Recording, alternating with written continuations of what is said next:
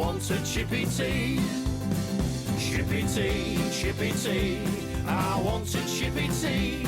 Oh, you keep giving me posh, no, she don't agree with me. I don't want lobster thermidor with raspberry Kool-Aid.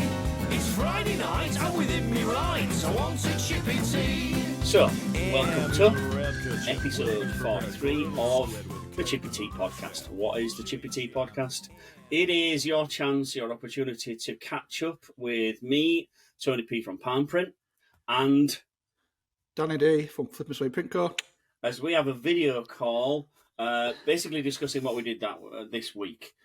This week we've got a special guest, and if you just introduce yourself.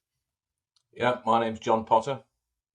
And if you don't know who John Potter is, you're not in this industry anyway. So, and John's gonna join us this episode for just a quick recap of what we've been doing this week, because our sort of paths have crossed this week of what we've been doing. So, unusually so, I'm not going to pass it over to Danny. No, and let me ask you two. What have you two been doing? Danny, can fire the question at us two. What's I been doing, lads? What's been cracking? What's I been doing, lads? You know, we've got viewers in America that have to keep rewinding. So obviously, apparently the subtitles work for us. So the subtitles work, but who do they have to keep rewinding for, Danny? Apparently. I know, it's me. Aye. I'm the easy to understand one, apparently. That's John's in right, disbelief. That's not right. Right, so this week we just got back, me and John, and we got back from Switzerland, where we've been playing with an exciting new development. So I'm gonna completely unscripted, John, because I like to see that fear in your eyes. Throw it over to you. What have we found out in Switzerland this week? Well, basically, late last year, we decided we looked at the advent of laser to screen in the industry, which seems to be the kind of next way it's going to go. Away from, obviously, it's gone away from film quite a lot anyway, and also it's getting now we've got wax and inkjet systems. It's all now people are looking at lasers, and there's a lot of lasers on the market, mainly Chinese models, rebadged or whatever. So we last year we spoke to the world leader and pioneer in that technology, and asked them if they'd build a unit for us and if we could be involved. So Tony and I got involved about 6 months ago and developed a laser to screen system with a company called Lancashire in Switzerland, who were world famous. Started in 1946. Trusted by governments around the world. They print, they make machines for producing banknotes and passports and driving licenses and all kinds of things. So it's really, really high-tech stuff. And we managed to persuade them to allow us to build a machine with them. What's the two different types of laser, John? At a minute, just to explain to sort of like a layman, what's the main different types of image screen with lasers? Are you talking regarding DMDs, for example? Yeah, basically you've got some lasers have what they call a DMD chip, which is basically a chip with a series of mirrors. And the difference is with that system is that the image is projected onto the screen. The laser's projected onto the mesh, like a beamer, as they call it in Germany. It's beamed onto the mesh. Whereas our systems, there's other systems which are direct. So you've got other systems on the market where they have a series of laser diodes all together on a bar, moving left and right, and each of those laser diodes has its own lens. So, if you've got 128 lasers, you've got 128 lenses. So it's very difficult to keep everything exactly the same, which is to it all if you want super accuracy. And there's our system, which is patented, where we have either 64 or 128 laser diodes, but all ours connect through fibre optics into one lens. So the fact we've got one lens means we have no trouble with accuracy or focus. So we can. Moves? Is it the laser that moves, or is it the sort of like the light head, if you like? Yeah, the difference is with ours as well, which is different to everybody else's, is all the lasers are fixed, so they're in the back of the unit somewhere. They're not moving left and right and being vibrated and moving basically, same as a chip or independent lasers. We've got lasers at the back of the machine, and the fibre optics are all basically then routed to the front of the machine to the single lens. So basically, those lasers are firing 1 million times a second, a beam of light down a fibre optic into one lens. That's untrue to think of, isn't it? A million bits of times per light second. coming out down a fibre optic tube, 1 million every second. In fact, it's Even Red Bull are not that quick. If you look at the video, if you looked at this machine in the night, it's like a disco inside there because you've got all these beams of light firing down these fibre optics. It's incredible. We took some footage of the machine with the lights off in the room, and it's unbelievable, like a bloody spaceship. Yeah, it's pretty futuristic, isn't it, really? Especially looking at when all the workings inside and seeing the control of that movement of that light head. It's basically writing pixels with light. So every one of those million shots per second is a pixel. And instead of it firing a bit of ink out, which colours, it fires a bit of light out, which obviously hits the emulsion and then changes the state of the emulsion from being water soluble to being water resistant. So when we're writing it, almost writing a negative image, though, you've got to think of it that way. When this laser beam, this individual laser beam pixel hits that screen, is it almost instant exposure? Is this why there's such a benefit to accuracy? Because when I think of laser, I think of the bar that moves across. Yeah, it's like an array. This new development is a single point that is firing a beam, and it's hitting the screen. It's actually a raster plate, Danny. There's not a single point. There's a series of points all together in a square configuration. Oh, okay.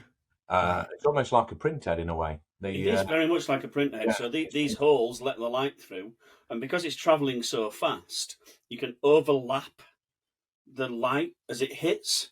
So if one hit of light, like you say, is not enough, 1 million times a second, it while it's there, it can hit it 25 times, and that's enough power to be able to expose any kind of emulsion. And what we're finding is it's the kind of emulsion you use. Laser's not cheap, is it, John? No, it's not. No, it's not. And if it doesn't do everything that your current $3,000 Epson printer can do, then why the hell are you going to do it?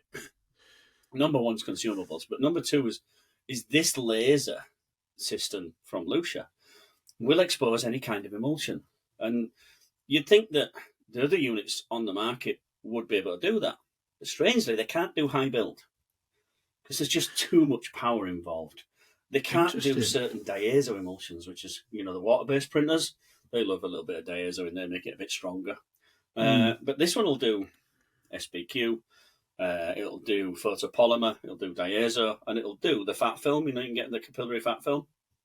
So is this a light? Is the laser, I don't know, a certain strength or wavelength that means it can penetrate any emulsion, giving you that leeway? It's measured in millijoules. So basically, what you're doing is when you, like Tony says, the unique thing about the Lucia is that it will work with any emulsion. All the other machines out there need to be calibrated either before they're delivered or it needs a special profile created or whatever by the manufacturer. They are notorious for not working on all the emulsions. The beauty about the Lucia, again, because it will work on any emulsion, you can use a cheaper emulsion, which is going to get an ROI even faster. You've not got to use expensive emulsions just because you've got a laser. Yeah. You've done a step test, haven't you, Danny? You've done step test calculations for your exposure times. Yeah, of course. Yeah. You just do exactly the same with this. What you do is you turn the power instead of time. So you run it at low power and see whether your emulsion fell off. And then you step it up another 25 millijoules. And you go, right, okay, my emulsion's not falling off, but it's still a bit soft.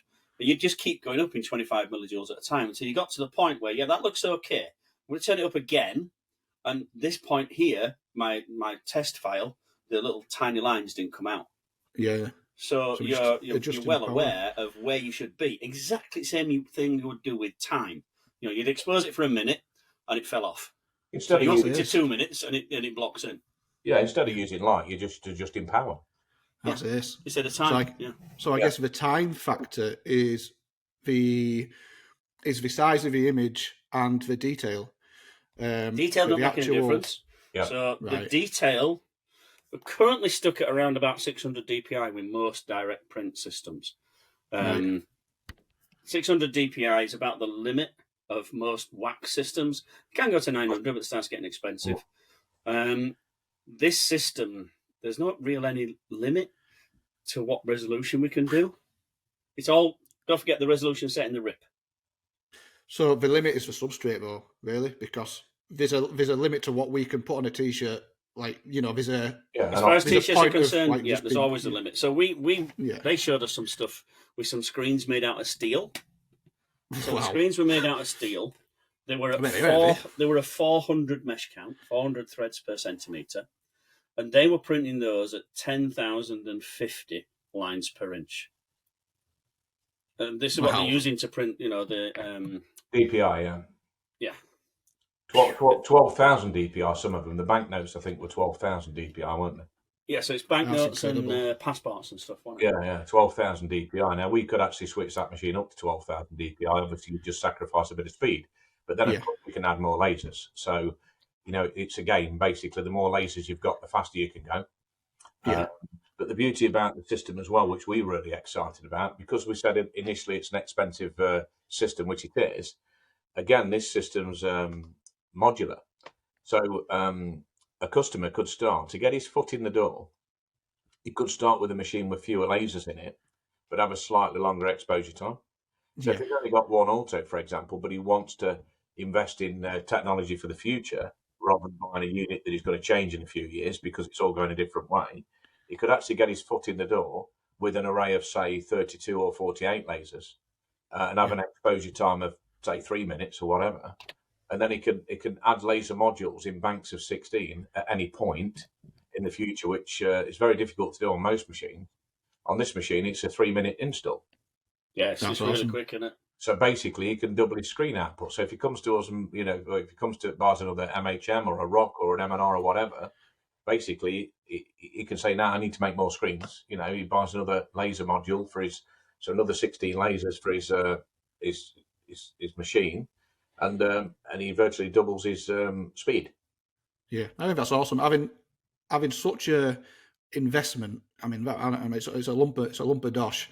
It is a big lump of money, yeah. But having the freedom to expand down the line, that's awesome, because so much equipment in a print shop, you know, you buy it once and then at some point you've got to buy a whole new machine to replace it. But to be able to upgrade it, modular equipment, to me, I think that's such a bonus and benefit. The thing they did as well, Danny, is they took existing technology. So what we did is when we gave them the brief of what we wanted for textiles, they took existing technology that's been around 20 years and modified it for textiles and put it in a different case. To make stepped it down for us. They were laughing at textile pin systems and stuff like that. Like, do you use that? Yeah, that's what we use. Really? Yeah, they were really surprised that screen printing machines all register textile ones. Anyway, you know, they were intrigued. Yeah, they were like, does that work? I went, yeah, but surely that registration system will only be accurate to 0.001 of a millimeter. But like, yeah, that's all right for us. But that's the other thing we've done is we've tried to pay particular attention to people's presses. So whether you've got an MHM or M&R or an S-Rock or whatever. What's that in the background? They've all got their... Is it an Anatole? Yeah, or an Anatole, yeah. Will it work on a cruiser? You're not got a cruiser, you know? No. Well, we don't say that word. Irrespective of which machine they've got, what we have paid particular attention to do is to make sure that the registration system on the top of the laser matches each particular brand. So with MHM, you'd have the pins. With M&I, you'd have the Trilock, for example. So we've paid particular attention to make sure that it marries perfectly with the presses, because that's, you know, a lot of people don't pay enough attention to that. And Tony understands that very well from a printer's point of view. Yeah. So across the industry, people have started to realise what happened there. Where have I gone? Still here for me. The fuck happened there? Can you still see him, John? Can you still see me? Yeah, it's no chance for me. Okay. Across the industry, people have realised that pre-registration is more important than the speed of what you can make a screen. Because if you can pre-register your screens accurately, then throwing them in a press, it just takes that downtime out of it completely. We go back every time, Danny, to when we went to Long Beach, and we were throwing a 6 and 8 colour job in under 3 minutes, and it being in reg. And Fucking that's 3 not days, really. I mean, some of it's down to the press, but a lot of it is down to how we made the screens. Yeah. So there's no point having a laser system that's all fancy and great and makes you feel like James Bond shooting lasers at people, unless it can hold register exactly the same as the current systems. And that's what me and John are working really hard at now, is making sure that, all right, it makes screens, great, super, I'm impressed. Does it make screens in the same place every time with superb accuracy? And the answer is yes. And the Lucia people are like, is that accurate enough for you? You sure?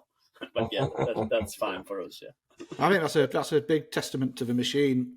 We, the t-shirt industry, cannot possibly push that machine to its limits. It sounds like that machine, it's done and dusted. Yeah, they're stepping down for us. Yeah, that's crazy. That's crazy. But then you've also got upgradability in terms of production. If you reach a limit, you think we need a bit more production out of this. You don't have to go put a second unit in. You can just upgrade it. Yeah, just put more lasers in it. They're just plug and play, basically. In minutes.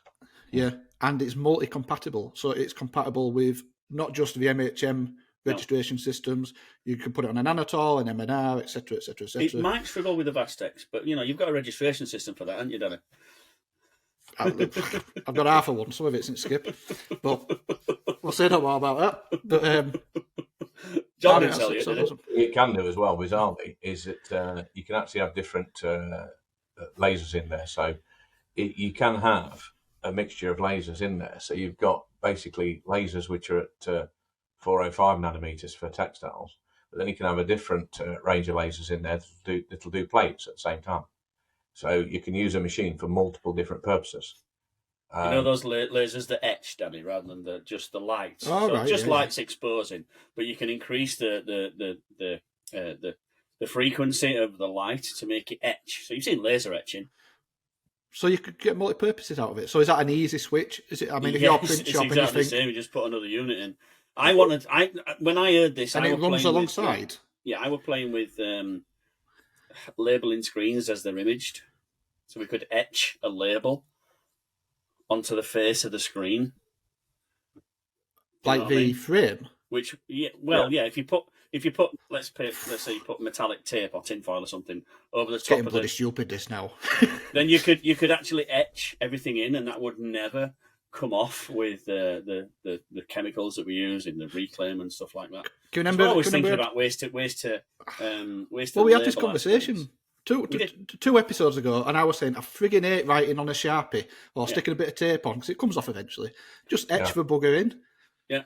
Imagine if you're doing 100 to 200 screens a day and you have to write with a Sharpie on the end of it. And I don't know about you, but I can't write on the end of a screen. It looks like I've taken my shoes and socks off to write with my toes. Well, I skip school, so I can't write full stop, so that throws me off. The only thing is, of course, if you etch it onto the frame, then next time that frame needs to be restretched and glued, it needs to be the same mesh. But obviously with Tony, we're talking about putting a piece of metallic tape on the frame, which is really, high bond tape. And we can just etch it onto that metallic tape at the same time, which stays with that frame during its life. That's a really good idea. Or can be replaced when it's restretched or whatever. So plus, you're labelling it away from the print area, so there's no leaks. Yeah. So, you're not labeling it on the emulsion. Yeah, absolutely. So is this a fair statement? And I'm hoping you'll challenge this statement. This machine is going to fit into an environment where attention to detail, quality, and high resolution is a priority, as opposed to high volume, a shopper that just wants to get shirts in and out as fast as they possibly can. Is that a fair statement? Or would you say this machine actually covers both aspects, both priorities? Both, both, because you can switch the resolution down. So if you were just doing vector images all day, you can switch it down to 635 DPI and run it even faster. Yeah. Right, cool.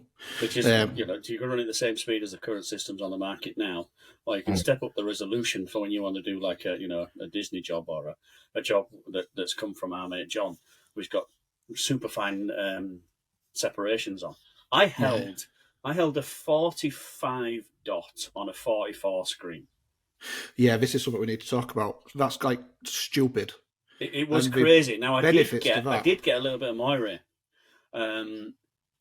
And we spoke to the guy, and he went, "Yeah, that's probably the angle of the mesh." And I went, I'm going to say that's an angle issue, isn't it? That's not. it's an angle. See, I used this angle. I think he used. He said he used 45, which is probably why. And on the meshes in Switzerland, they write the angle of the mesh. So we've got 43T, 38 microns. At the side of that, it said 0 degrees. So the mesh was stretched at a predetermined angle. Oh, so they're not just chucking some mesh on. Oh, yeah, that looks right. We can't do that over here. No. And that were a 44 mesh. That's an odd number, isn't it? Yeah, but like I said, they We got have 400. We have 42s, don't we? Or is it 43? Whatever. I think the most impressive thing with it is the fact that it's a system, like I say, that we could actually install this system into smaller printers and do them a big favour by having a unit that doesn't need changing all the time. It's not like a bloody iPhone where there's a new one out every year. This thing can be upgraded. It's 20-year-old technology, so it's tried and tested and proven around the world. There's Lucia dealers in almost every country. That they are famous for this. This is what they do, and it's a bit like having a Swiss Rolex as opposed to a cheap copy. Yeah. We asked what happened if the laser goes out, didn't we, John? What happens if a laser goes out? And they looked at us like we'd asked to sleep with the wives. Yeah, they've not had one for the last 15 years, so I couldn't remember. Flip it now. That's a concern. I think I've heard other printers who were looking at lasers compared to wax, etc., etc. And one of the concerns is what happens when that laser unit dies. How long is it? The lasers are guaranteed for 20,000 hours. Well, not guaranteed. Their expected lamp life expected life is 20,000 hours, which on an 8-hour shift 5 days a week is about 8 years or something stupid. I'm just going to try and work that out, John. But because you work it out. But because the laser is only firing when there's a pixel there, it's more like 15 years. So it's an investment for life, isn't it? Really, it's switching on and off. The laser's switching on and off. If there's no pixel there, it won't fire. That'll be someone ordering one now. I didn't tell you this is going out live. Yeah, so and if we pressed him, we said, look, there must be a situation where we've had a laser fail, and they just don't, but they're that confident. They just look at you like, why are you asking this stupid question? But if a laser did fail in the unit, again, a massive benefit with this unit is that the thing will just carry on. It automatically compensates for that missing laser. It knows that laser's not firing, so it increases the power on the other ones. And then you can actually get in the machine and move the laser yourself because they're away from anything that's moving. They're just in the back, connected by fibre optics. You can actually move that a bit like a flash girl when there's a lamp gone. You can move that one to the end and put that one in the middle. Like that. Almost no tools. Lasers in the middle, and then just replace that one later on if you need to. And that's something that the owner could do himself, as opposed to ringing a technician and having him drive out to do it. Now, for us, it's easy for us because we're on an island about 600 mile long. So, but in the US, that's a flight for somebody. That is, for example. Yeah. To replace lasers and things like that, it's a flight and a call out, and it's an expensive episode. Yeah. So we're looking at about 500 weeks. 500 weeks. If we work 8 hours a day, 5 days a week, we're looking at about 500 weeks. So it's just short of 10 years. It's a lifetime investment. You're not. You'd almost want to give someone one for free if they managed to break it. Maybe don't quote that well, but I like the way John just goes quiet. Did you see how he went white then? Yeah, don't say that.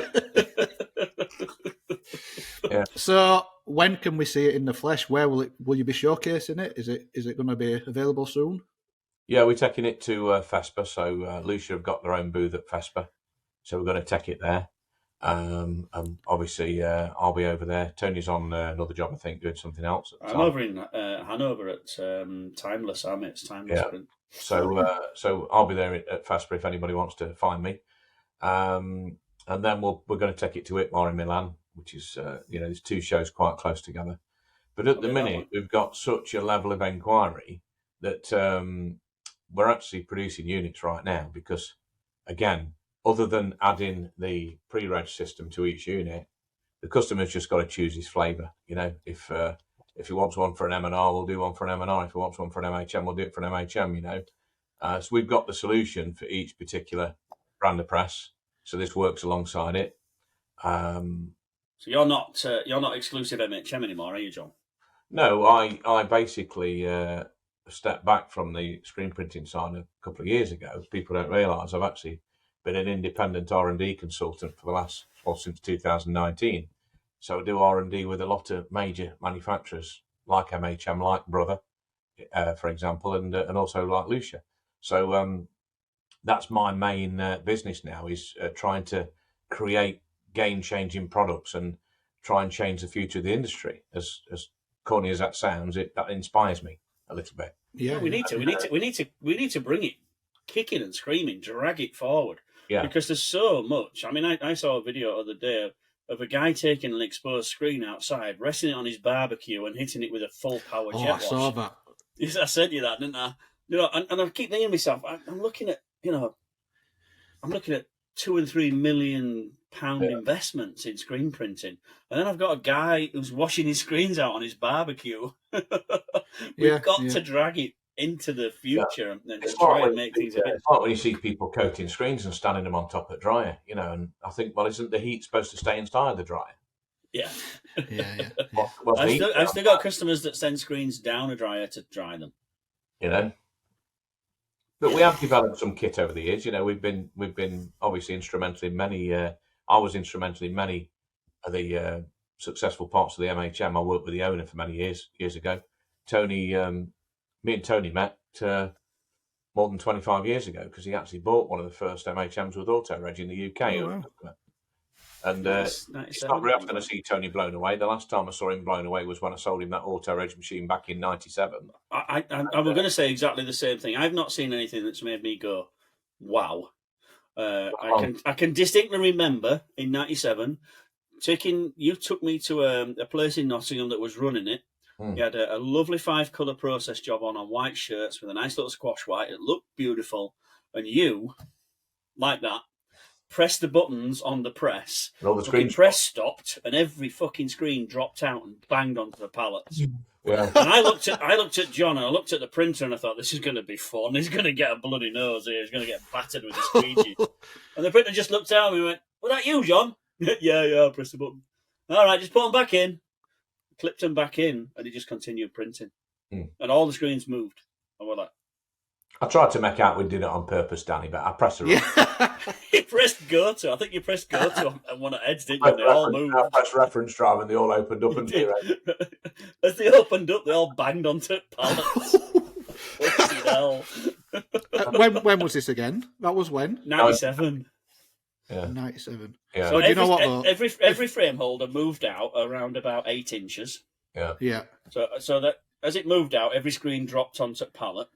And we just went round, clipped them back in, pressed load the design position, and every screen moved back into its right place, clipped it in, and he just pressed start. He didn't even do a sample. He trusted it that much. He just customer's own garments, just pressed start. But you know what? 1997, if you show me that today, in fact, if you show many screen printers with autos from other brands, they'd have the exact same reaction. Yeah. That's like stupidly impressive. Yeah. Sometimes that's it's like a secret, I mean, that's the holy grail. We had that same feeling. I said to my lad came with me on the plane, and like Tony's just said, you know, that seeing that machine back in '97, it blew him away. It did when I started with MHM in like the early '90s. It blew me away. I looked at it and I thought, I was working somewhere else at the time, and I looked at the MHM and I thought, how am I going to sell against that?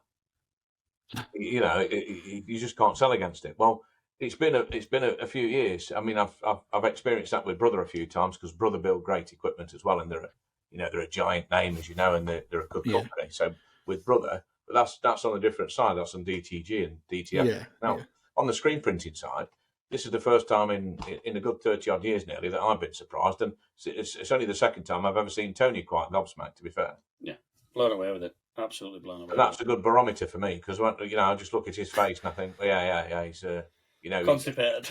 You know, you might have wind. I'll give him a pat on the back. You know. Send him to doctors. Yeah, but it was an eye opener. I mean, there's not many times you see an eye opener like that. But bloody hell, I mean, we've been working on it for 6 months with them, but this was the first time we went for a serious presentation and of a final product, rather than just looking at drawings and everything else. And it was just staggering, and they just sort of brushed it off as though, well, yeah, it's no problem. Yeah, this is normal. Yeah, to them it was normal, because the drawbacks we've got is water-based printers don't like it because they say it doesn't harden the emulsion enough. Anybody wanting to do high build with fat film and up to 200, 300 micron, because this will do up to 300 micron, they're sort of like looking at it going, yeah, but I'd have to still keep my old system to do my special stuff. Well, that's something that we've not mentioned yet. What can we get rid of? Put this machine in shop. What can we get rid of? Well, get rid of an exposure unit. Yeah, you get rid of your exposure unit. You just wouldn't need it. You would get rid of any imaging device. So anything that writes an image, whether it writes it onto film carrier or whether it writes it directly onto the screen, that's the thing that goes. Because now we're not writing with a substrate, we're writing with ink, with light. Yeah. We're just writing the whole image in light, turning the light on and off 1 million times a second to be able to get that high resolution and hitting the emulsion exactly where it should be hit to make it hard, and turning the light off to let it develop and make a hole. One of the things that done me, Tony, was when we're used to moving things. When we're building machines, you're moving a squeegee forward and back. You're moving screen guides forward and back. That squeegee's going forward and back millions of times. Over a machine's life, and normally you'd use a tooth belt and an encoder, so you can move it and you can stop it in on everything. Place. So digital machines, squeegees, rotation of an index, everything, dryer belt, everything uses a motor, a belt, teeth, and an encoder. So the actual lens is the single lens is going left and right across the screen at 4.5 meters a second, and it's doing it with maglev technology. It's magnetic. It's not levitating because it's fixed on a guide, but it's magnets. So it's completely maintenance free again. There's nothing to wear, and the speed it moves at is just staggering. 4.5 meters a second, like I say, it's just ridiculous. And we thought to ourselves, this is where the money is. If you're going to buy a quality piece of equipment like a Rolex, for example, this is what you're paying for. This kind of technology. Yeah, magnetic driven shuttle. Yeah, it's a bit like the Japanese train. Yeah, maglev train, exactly like that. Yeah. Yeah, exactly. Yeah, but a damn sight faster. And I guess the two main benefits to that are a smoother, and all, and like you said, no wear. No wear at all. No. There's virtually no maintenance on the machine. There's virtually zero maintenance on the machine. Zero. There's nothing you need to do. The one thing they suggest is that every so often the machine will just say, look, you need to just make sure the lens is clear. That's the only one thing that they want you to do. So every so often, and it's not very often, by the way, it might be months, it might be a bloody year, it might be more, it'll just come up with a QR code on its screen and say, you need to just clean the lens. So you just flash your phone up against it and it gives you a video how to do it. I know, yeah, it's really, really simple. So minimal, virtually non-existent maintenance. It's plug and play. It sounds like you put that bugger in your shop and you crack on. Yeah. I mean, you have to find out what time. If I gave you an exposure unit today, and I delivered you a brand new exposure unit today that won't Starlight. Yeah, you're just going to chuck a the first thing you do is test your times on your emulsion. And it's no different. This is exactly the same. We test, okay, on the 43 that I'm coating 2 and 2, I need 125 millijoules. But on the 90 that I'm only coating 1 and 1, then I can step it down and I don't need that much power. Again, the beauty about that is the customer can do that. That's it's not you're not got to send a pot of emulsion to Lucia so they can recalibrate the lasers. The customer can do that himself. So again, in the same way that if you bought an exposure unit, you wouldn't ring Dave Roper up and say, "How long do I need to expose this for, Dave? I'm using Zati PHU2." He'd be like, "Fuck if I know." Use a fucking step calculator like everybody else. Yeah, and of course with exposure units, really technically everyone's different because. Especially non-LED exposure units, the lamp life on everybody's exposure unit's unique in a way because it's a different age. So you've got to basically treat your exposure unit as a unique entity. With laser, you're working with power. So that power's measurable and it's controllable. So we just can't see a bad thing about it. I mean, like I say, it's an investment, and the clever thing we've done with Lucia is to make the machine expandable and scalable. Scalable is a word. So my and Tony's suggestion to customers is, if they are looking at that kind of technology, they might be able to afford to go a step higher than they initially would have done. They might be able to get the foot in the door with laser at an earlier stage, and then forget about it and really streamline their pre-press and reap the benefits from having fewer people in there, more accurate exposures, less processors and everything else. Simple. How many screens a day do you make? You get an ROI quicker. Simple as that. Yeah. How many screens a day do you make? And if it's in the hundreds, then okay, you need to put more lasers in to make it faster, so that you're not slowing down. If it's 10 a day, then don't blow your brains out on 128 lasers. Start with the lowest amount you can put in, whether it's 16 or 32, and just start slowly. The number of lasers doesn't affect the resolution.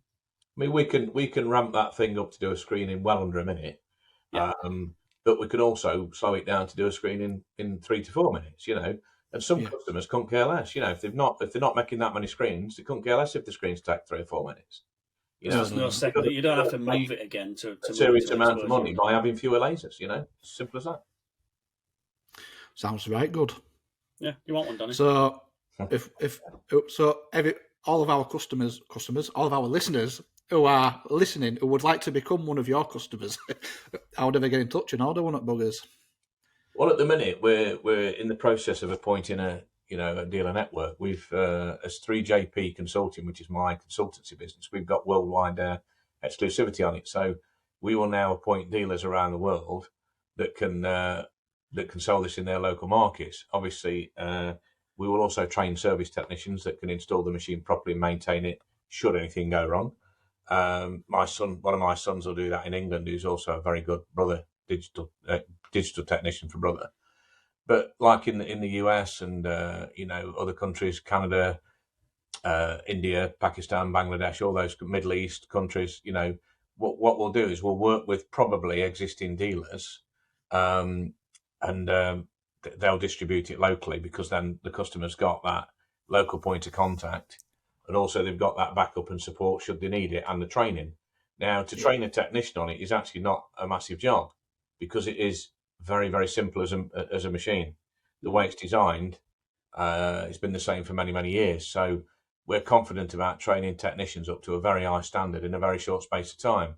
So we'll fly out to it, whichever country it is, and we'll put that in place, and we'll set that network up around the world so that this technology is available to everybody. So again, in the meantime, if they contact me, if they contact info at 3jp.co.uk, so that's 3JP with a number 3, info at 3jp.co.uk, then I can give them any information. Also in the UK, of course, my son's MHM Direct will be the dealer. So they can also get in touch with mhmdirect.co.uk, and my lads will sort them out, Because you've moved away from that, haven't you, John? You've moved away from MHM. I have, yeah. And so, it's now Jordan and Josh that are run the that's whole right, thing. my 2 sons run it, yeah. So, but what we're also going to do as well is we're going to have Jordan and Josh will have one in the showroom there, because it's important that there's one there that people can come up and experience. And Tony, as you know, basically, Tony and I, are we okay to talk about the setup in the showroom, Tony? Yeah. So what Tony and I have decided we're going to do, we've got a great showroom in Nottingham, as you know. And it's a bit bizarre, really, because on the digital side, like DTG, it's busy 4 days out of 5 a week. On the screen print side, quite difficult to get people in. Normally they'll come if they're buying something, or they'll come if they want to see something. But most customers like you to go to them, which is what Tony does. But what we're going to do is we're going to build a lab in the UK with brand new machinery in our showroom, a full setup, and that will be Tony's base. So Tony will be Lab. 2 exclusives. Tony will have access to all brand new equipment from pre-press right through to drying. It'll be the latest equipment available. It's not just a showroom. It's going to be a point of training. Again, this comes into my Palm Academy, Palm Lab. Yeah, And, yeah. we're gonna bring people in Palm and Lab, we like to do. teach them Palm Lab. I like that. Palmlab.io. So yeah, so we're gonna take people away from their own work environment and go through an intensive training course on how to print. Not specifically how to print with this machinery, but just how to print. All the prep work, all the ink work, all the theory behind the dots and the artwork and everything like that. And we're going to do it in a nice sort of classroom environment, which we've spoke about it for ages, Dan. It's missing in the industry. There's no certification. You're just basically told, there's a press, knock on. And so we're going to bring it back into the place at John's is like, it's like pristine, brand new, and it's not used, is it, John? Really? So Not really, no. It's very underutilised. Yeah, I mean, we were at a point where we considered turning the showroom completely digital because that seems to be the demand for it. But obviously, you know, if we're offering a service like where Tony's going to take people in and give them that knowledge, share that knowledge and that experience. I mean, the good thing about this lab is you've got people with 30 and 35 years experience, you know, because I often say to people there's so many gurus out there in the world, isn't there, telling people how to do stuff. But you know, in England, if you've not got a minimum of 25 years or 20 years under your belt, they don't want to let you in the door anyway. So I think the level of training we have across here will be far superior to anything that else is in the market. You've got the best part of 70 years experience just between me and Tony here, sat here now. Yeah, because I've got 5, you've got 65. Yeah. Yeah, so, you know, that's what I'm talking about. You know, you've got a lot of people on the internet that are talking about stuff they have no idea what they're talking about. You've got people who are training people that have only just been trained themselves. You've got people with, you know, 8, 9, 10 years printing experience that obviously started off manual printing. They've grown, they've been through the pain barrier, but now they're on Instagram and Facebook and they want to be a guru, you know, and it's the same all over the world. It's the same all over the world, but you start asking them technical questions, they've got no idea about the answers. So at least with everybody knows with Tony and with myself that if they ask a question, they'll get an answer. There's only one influencer. The rest are just accept no imitations. There you go, Tony Power. So we've obviously bounced off each other. We were talking about it this morning. We've bounced off each other for years, you know, from a sales and a development and a technical point of view. And I value Tony's opinion. You know, when I was a young lad, I'm 56 years old this year, but when I was a young lad going out there, and I knew Tony before I'd sold him that MHM, and I used to get stuck on a few things. He was one of the people I'd ring. There was only a few of them in the UK. And Tony was one of them that I would call because I knew he'd have the answer. So that's important for customers because the problem is with the internet is there's just too much bullshit knocking about. You know what I mean? Yeah, absolutely. Well, it's a space for everybody to. They're just YouTube famous. And a lot of printers now are sort of like, hang on, I can make more money on the online than I can actually pushing a squeegee. So I'm not going to do it. It's sad. Shut the door. It's sad because it is diluting, and that we touched on it slightly earlier. Oh God, me, I just gone blank. The gulf in, you know, the technology that we've just been talking about, the laser to screen, and then we've got somebody washing screens in a barbecue. Yeah, like it's huge. This is where that dilution is there. You still get people. You know, have you seen oiled paper? So the transfer of the image that way. Printing on a little desktop 80 quid printer and then dropping oil on it to make the paper transparent and keeping the blackness of the image that they've just printed and using those to print screens. So, you know, when you go from that up to the laser that we've just seen this week, there's a massive gap in the middle. It's a huge jump. But there has to be a get on board point. Sorry. I see videos all the time on I see things on Facebook all the time where they're trying to cure discharge down a dryer that's about a foot long. Bloody panthers. You know, and I'm thinking, steady on. There's a little panther behind him. He's a little bit precious about his panther. No, but even smaller than a panther, you know, you see it all the time. You get people buying autos, right, and putting a dryer with a 2-foot belt at the side of it, you know, and I'm thinking, who sold you that? Yeah, who told you that would be all right? Who sold you that dream, that bullshit dream? Who sold you that? You know? And then what happens is you get 2 or 3 years down the line, they realise they need to buy a gas dryer. Well, 2 or 3 minutes down the line, They realise they bought a gas dryer. They need a gas dryer to keep up with it. They need a gas dryer to make things discharge properly and everything else. And all of a sudden they realise they've been sold a false dream.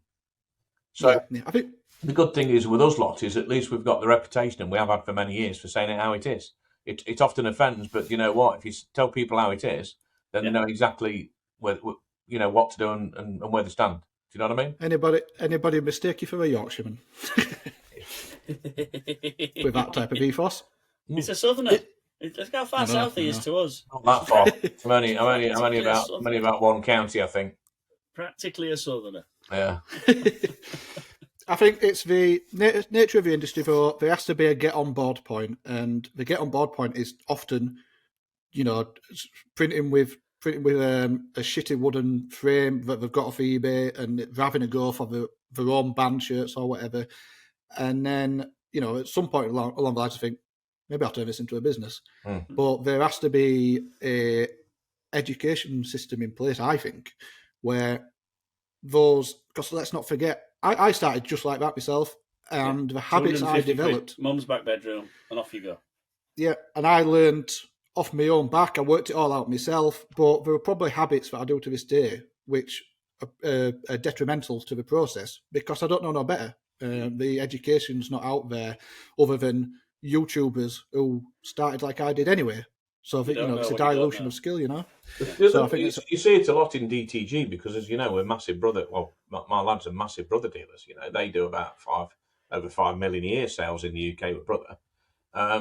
Now, when we first started looking at brother many years ago, and DTG, should I say, and they've got this big square around the outside of the print, and as a screen printer, I'd look at that and think, how do you sell that then? How do you sell it with that big halo around the outside, that big square box around the outside? Who's going to buy that? What do you mean you've got to wash it first? Are you having a laugh? And we very quickly, a few years back, with a German guy, funnily enough, worked out that if you used a dryer and you used a certain process, you could remove that box. That box wasn't there. And that changed the industry, And we did that some years ago, and we ended up selling. So now there's a certain level that you've got to come in at. Yeah, you could buy a brother machine tomorrow morning or an Epson or whatever, DTG machine, put it in your back bedroom at your mum's house, right, and print as many colours as you like by pressing a green button. But when you're drying it on heat press and you're trying to do a hoodie, it's a battle. Is it cured? Yeah. Is it dried? Is it going to wash out? Does it feel like you could fire a bullet at it and it bounce off?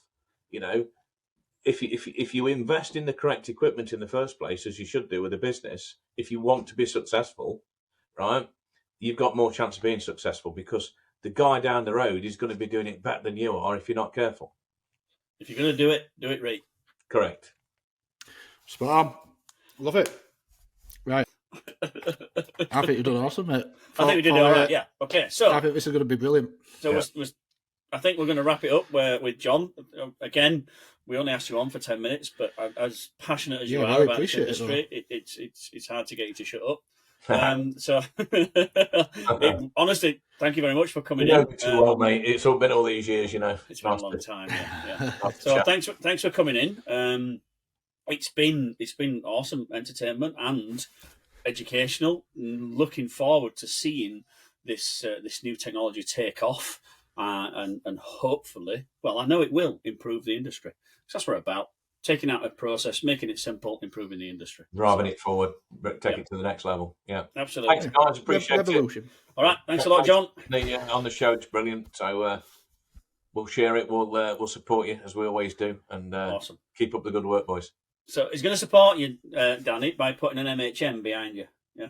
Oh no! Well, I'm going to open my double doors. Yeah. You can wheel it in now. Maybe a cardboard one, Danny, mine.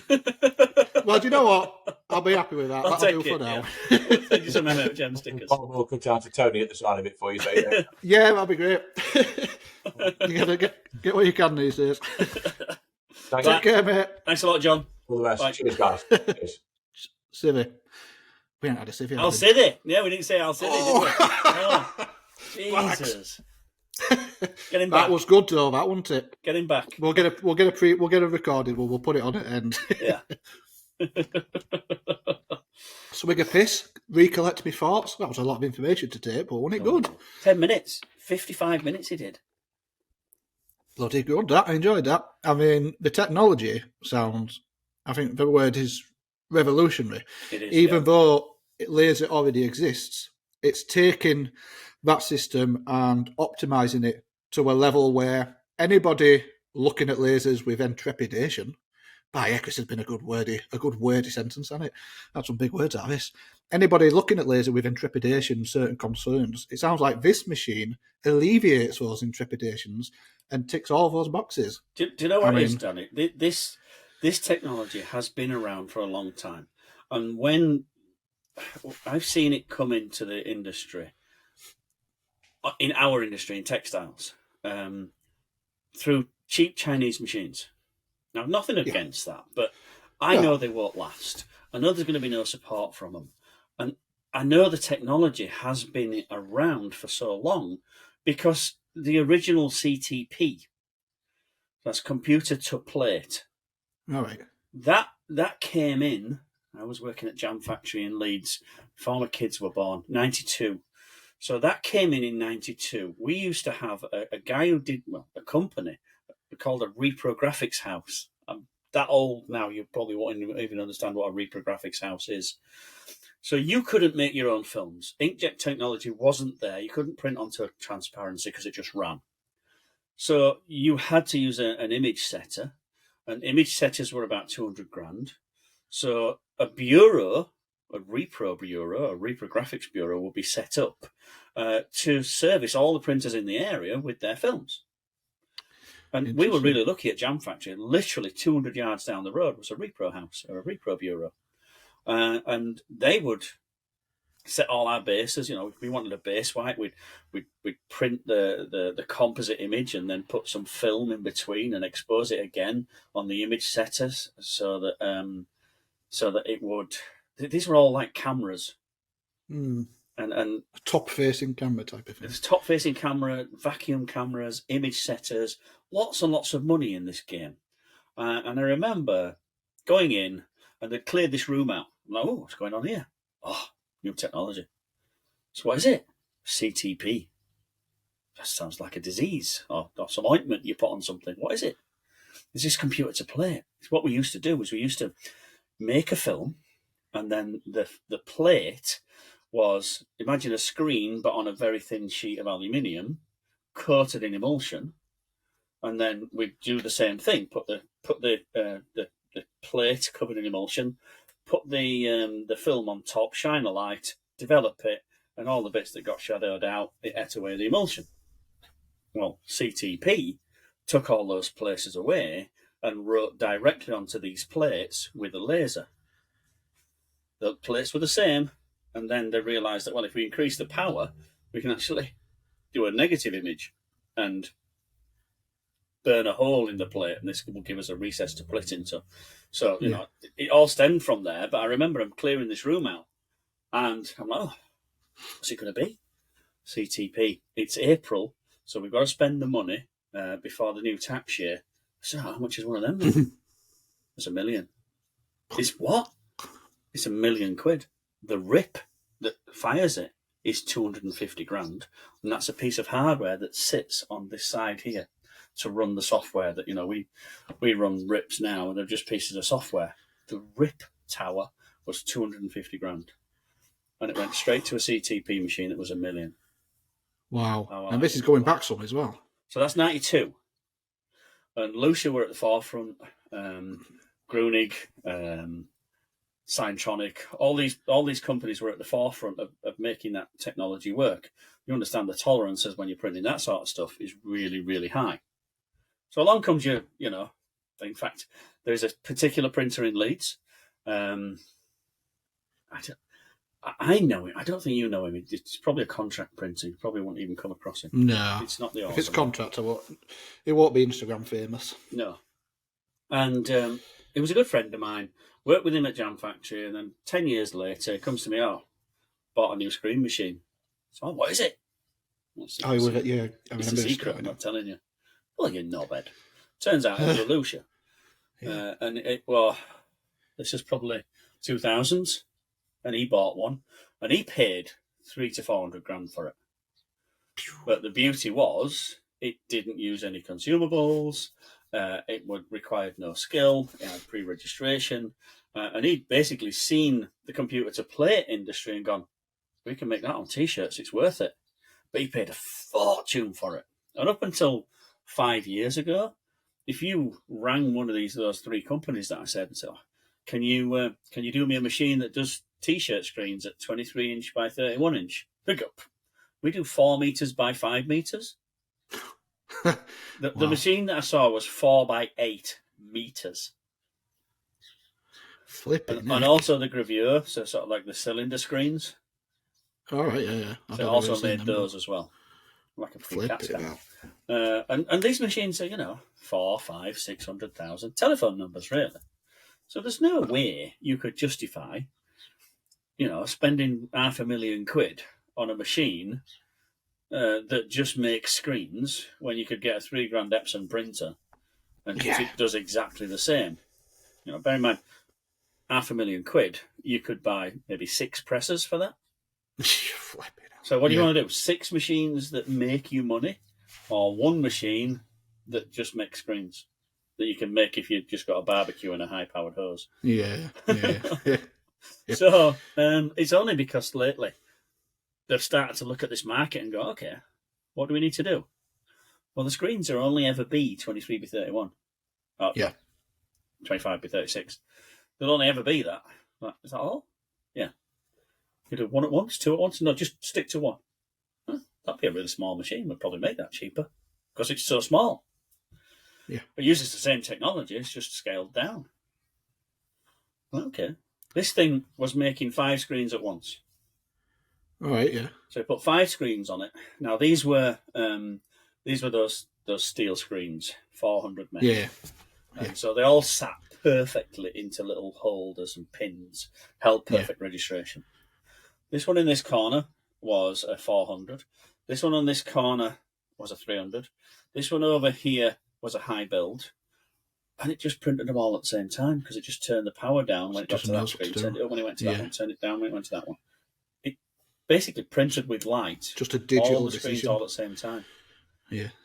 Now, with the other systems like a bar, you can't... The big unit that's out there at the minute takes 2 screens at once and is a light bar that goes like that. So if on side A you've got a 43 and side B you've got a 90, you can't do it like that. You have to do them separate. No. Because you can't turn the light down enough in the middle for the next one.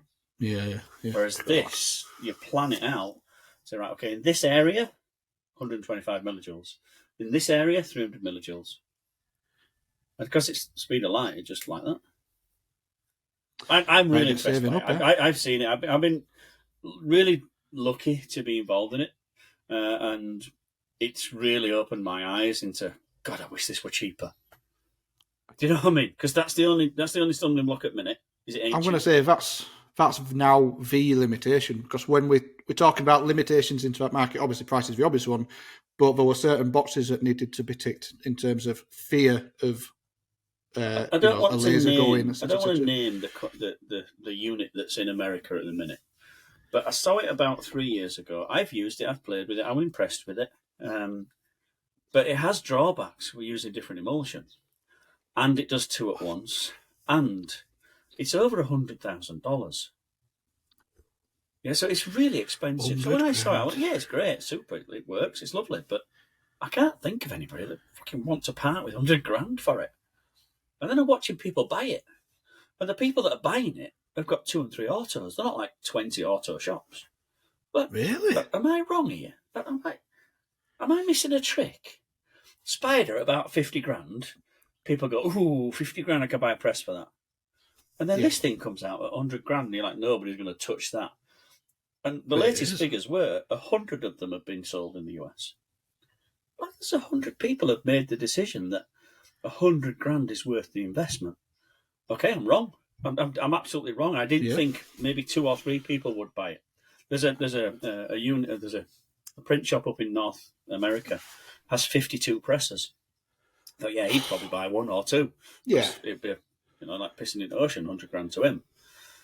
But Billy Joe Bloggs next door that's got an S-type, 6 colour, 8 station. There's not a prayer. Do you know what I mean? No, but it doesn't sound like it's too far off. It's getting there. It's definitely getting there. I mean, when you take the jump from this type of shop into the auto world, you're not too far removed from a couple of autos. You know, if you can get that coming in, and then people are then start to think, 100 people have got a laser machine. How many of them 100 are 2 or 3 autos compared to the 25 autos? Yeah. Is it a big chunk or is it not so much? No, it's but the majority machine, are under 5 maybe autos. That brings that gap. Yeah. So this new machine brings that gap down even further, makes it more. I'll use the word affordable. When I say affordable, I don't necessarily mean price up front. I mean return on investment. Justifiable. Yeah, you can justify spending that.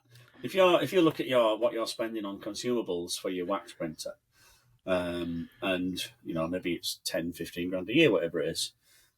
But then the one thing that I opened Instagram this morning and looked and I think it was Corey up at Floodway had sent a picture of his wax printer with the lid off, head inside, doing some maintenance on it. And I thought to myself, every wax printer I know, although they are good, right? They were revolutionary 10 years ago.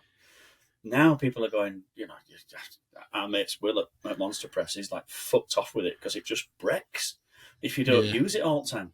That's breaks for Americans. Even John would be like, it does what? It breaks. It breaks. If you don't use it all the time. Monday morning, anybody who's got a wax printer comes on Monday morning and it's like rolling the dice. It really is. You're like, is it going to work? Is it not going to work? I've got a shitload of screens to do. I'm going to spend 4 hours doing a purge. I'm going to ring Mark at Exile. I'm going to ring somebody at Keyword to just sort this shit out for me. And it's after 4 hours you realise, it needs a 4-hour heatsink. Fuck that. I ain't got 4 hours. 4 hours. Got screen guy here waiting for me. Somebody dig that Epson out. Where's that Epson? Is Sarah still selling an Epson? Bring it over here. If anybody wants an Epson or a Vastex tunnel dryer, get in touch with Sarah. So, we'll take 10% commission for that now, Sarah. Thank you. What have you been doing this week, Danny? Oh, don't ask me that. I need a week. Can't think that hard. It'll come start to trickle out. Well, I've fucking stolen the podcast this week, haven't I? So. I bloody enjoyed it. I think having John on board was a brilliant idea. We should probably say as well. So, yesterday we did record the machine in the flesh. From Switzerland. What we didn't anticipate was when we had some special guests. So we got Craig on the recording, and we got John on. The 2 AirPods, only one of them has a microphone, so the sound sort of cuts in and out between whoever's talking. So at the end of the podcast, I'm going to put it up. There'll be the odd sound cut out, but I think you'll get the gist of it, and you can see it in action. It's so cool. Yeah, but John's explained most of it, so you can listen with volume down if you want. If we go to there. What have I been doing? Yeah, what have you been doing? Have you got a show and tell? What have you been printing? I'll show you what I've been printing. It's not exciting. I'll show you what I'm currently printing because my next job after this is to crack on with these.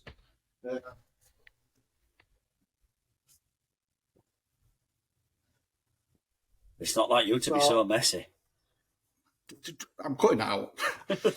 So, single colour on the front. Oh, that's nice. I love a single colour print, me. Single colour on the back. It's not there yet. It's not done. I'm going to say it's not on the back. What is it, green and green? Wise, white going on. Well, it's a mixed colours. But look at this garment. AS colour, heavy. These are fantastic. Honest. So it's a heavy garment. It's slightly oversized. There's a bit of a knit to it. So typically, I don't like a knit. I don't like a weave because you want your print as smooth as possible. But actually, these print really well.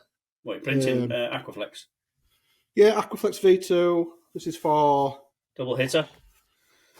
Yes, print, flash print. Nothing... I don't think we need to get into mesh counts on this particular print, do we? Anything like that, but... I'm more impressed with the garment, honestly. It's such a beautiful garment. I've seen it. Is it just called a heavy? It's the AS colour heavy. I've printed quite a bit of it, to be honest. Is a price guide? Is it a £4? This is more like £5, I'll be honest. It's a £5 t-shirt. Worth every penny. Worth every penny. If you're a premium brand putting something out there, I guess there's a little bit of only certain people or certain niches like a heavy top. You know, fashion's a funny thing; it comes and goes. But I feel like a heavier garment and a more boxy garment is coming back around. I seem to be seeing a little bit more of that. Okay. So maybe that's one to think of to offer. Yeah. In the near future. And that's premium. What have I been doing otherwise? Just cracking on, you know. I'm happy to be in a position where I've got a lot of jobs on. Yeah, that's good, isn't it? Nothing. Yeah, it's good to be back. Not worrying when next job's coming through there, which is nice. Because I meet a lot of people and a lot of printers. I saw you can take the temperature of the industry a little bit, and I feel that the beginning of this year has been really slow to kick in. I would say a few so, people yeah. were worried, but I'm convinced that that it's going to kick in. We're going to get back to that normal sort of level again. I think, you know, people don't have a lot of money knocking around at the minute, but I think we can still weather the storm, and it's going to be okay. I think I'm positive that the next sort of 3 months are going to make up for the sort of crappy quarter we've just had. Yeah. I mean, I've been busy. I actually looked at my year on year, and actually this year, I think this year is a testament to the work that I have put in on the website and various jobs. And like we talked about earlier, ticking those boxes, little tenths. And the podcast. And the podcast. Oh, I'm sure people are buying T-shirts because they listen to Chippy Tea. Yeah, of course. What about you? What's your workload like? Because we know you've been to Switzerland. You just mentioned you have to visit a shop. You have to Timeless Prints. Our mate Timeless. Yeah, who listens to the podcast. The next hell of a guy. I'm pretty full now till August. Good. August. That's a good position to be in. So, in a quick rundown, on Sunday I'm off to Guatemala. That's sort of near Mexico, is it? Yeah, south of Mexico. Yeah. Come back and do a week at the place that's having the freestyler installed. You know, the little CTS installation there. Yeah. With 80-year-old Jeff or whatever he's called. Then he'll be fuming. then I'm over at Timeless. Then from Timeless, I've got another week in England. Then over to Milan, and then from Milan straight to Canada. Phew. Then from Canada straight to America for about 6 to 8 weeks. I tell you what, we haven't touched on. What? A pretty big exclusive Palm Print Labs. Palm Lab. It's happening. A decision's been made because I know we've talked about it as in not sure which way to go with it. Sounds still not sure. John's dropped. Do you know what? It's John's sure, apparently. I know, yeah. It's one of those shit I'll get off the pot. We could quite easily be sat here next January making a list again of, oh yeah, remember we said we'd do Palm Academy? I remember we said we'd do that. Yeah, that's the worst, isn't it? And although I wanted to do a lot sort of independently, going to see John and seeing this, what is basically a showpiece print shop, just doing nothing. I'm like, I could so use this. You know, just put a machine and a dryer in here. It's got a full working darkroom. It's got a full working ink kitchen. And it's got loads and loads of space for classrooms. Mm. It'd be crazy not to do something with it. Yeah. And start to put something together for bringing people up to a certain point of education on printing. Am I going to concentrate on manual printing? No, probably not. No. Manual printing is not my thing. So it will be based around automatic printing. I guess it's the next step. You're a manual printer. You're looking to take things to a serious level, production level. Get on board with Palm Print. Yeah.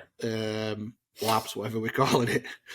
Learn the fundamentals. My name's not there yet. I don't know.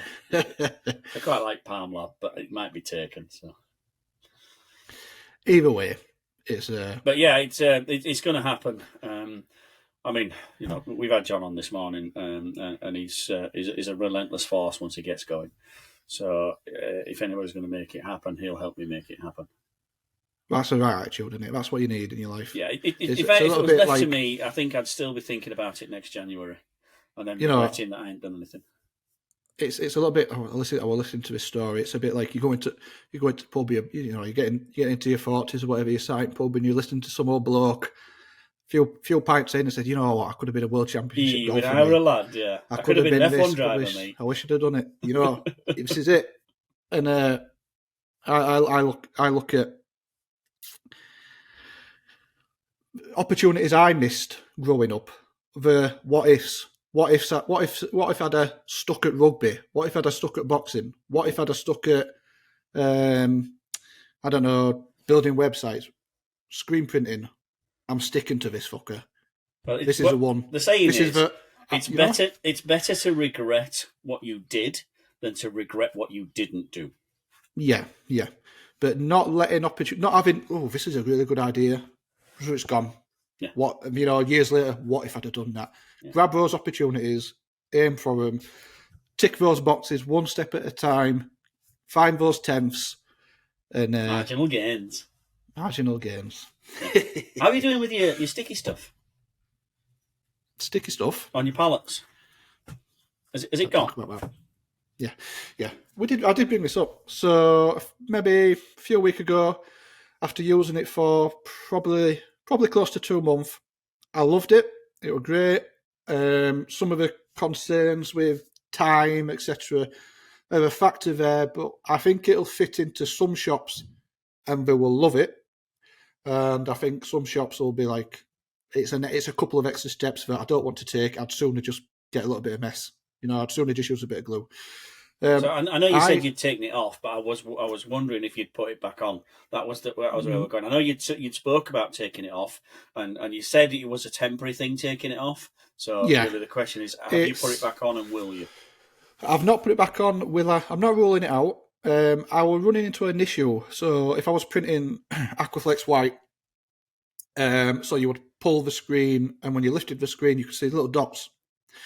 And I was convinced at the time it must be some other factor.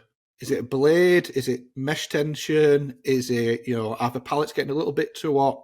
And I persisted through it for quite a few weeks, not accepting that, it's the print grip. It could have been that, and I don't accept it to this day that it is. I'm still convinced there is something that, maybe when you apply print grip, you need to change a variable to accommodate it.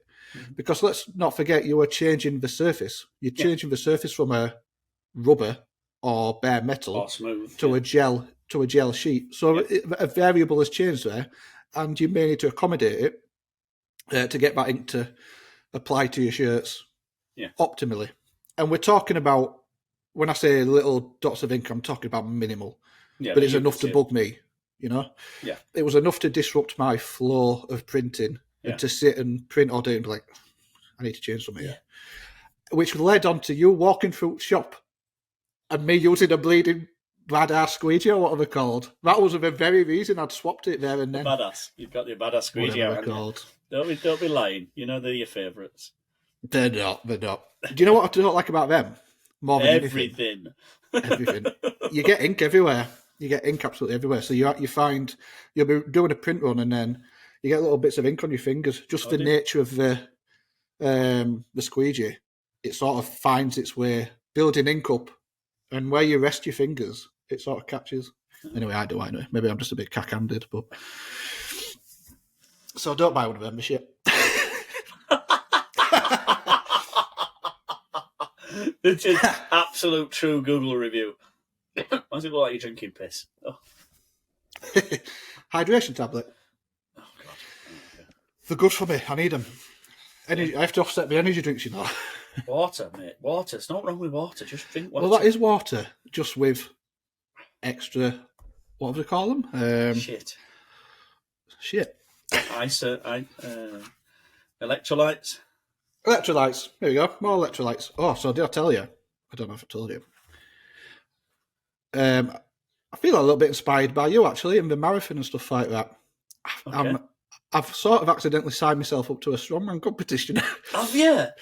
Yeah, so I put out the idea that I was flirting with it. I was thinking, so there's a competition coming up in about 4 weeks, local to me in Scarborough, and it's a strongman competition. A couple of the big strongman names are there to referee it, and you've got various levels. So you've got first timers, novice, intermediates, and then open class, which is the real big boys. Have you got to get a lifting leotard and stuff? No, it's not that bad. Come on, you've got to go in a leotard. No, just shorts and sleeves, and they have grip shirts. Yeah, so we have shirts which are printed with HD clear. Silent but deadly. Might make me own. Silent but deadly. They have the print. It's called the bar grip. Yeah, it's called bar grip shirts, and they print the bar grip shirts. It's a huge market for it, and obviously they make those. See if I can get you a discount on them. Yeah, it'll be handy, won't it? I get you a discount on some knees and elbows. Yeah. So a mate of mine who had, well, I say a mate of mine, I print for him. He was a strong man and got connections with them all. He's offered to give me some coaching to get me in a position to be able to do it. Really? So not this year, but next year. And I'm looking at it. Yeah, because looking at the numbers, they're not a million mile off. But in the heat of competition, conditioning, I could pick it up for one. But we're talking about it's like maximum reps. So if it's a log press, it's 80 kilogram log press. Putting that over my head, I can do it. Yeah. But it's about how many times can I do that in 60 seconds? Is it? Yeah. So that'll be fun. But you know what? I've no ambition of becoming a strongman or an athlete. Just pushing yourself. Just to see what you're capable of. See what I can do.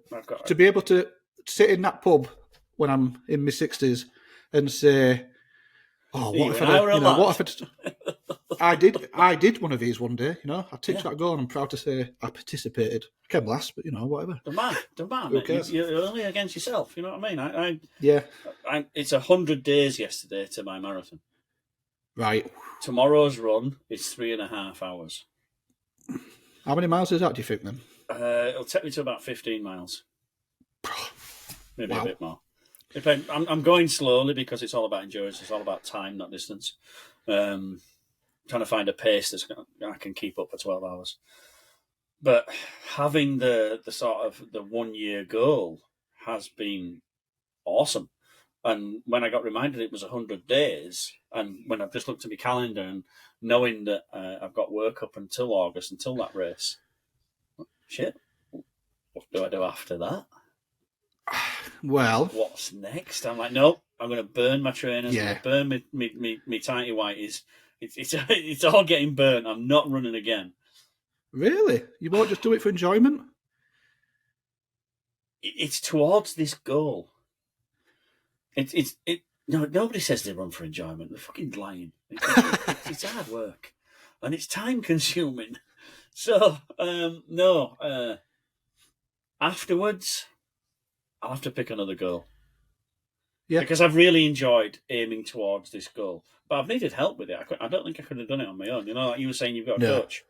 Yeah. I've had a running coach, and hands down, she has dragged me kicking and screaming. There's no way on God's green earth that I would put my trainers on tomorrow, go for a 3.5 hour run when I'm supposed to be getting ready for a 1 week trip to Guatemala. Yeah. And that means when I'm there, I've also got a 4 hour run to do when I'm there.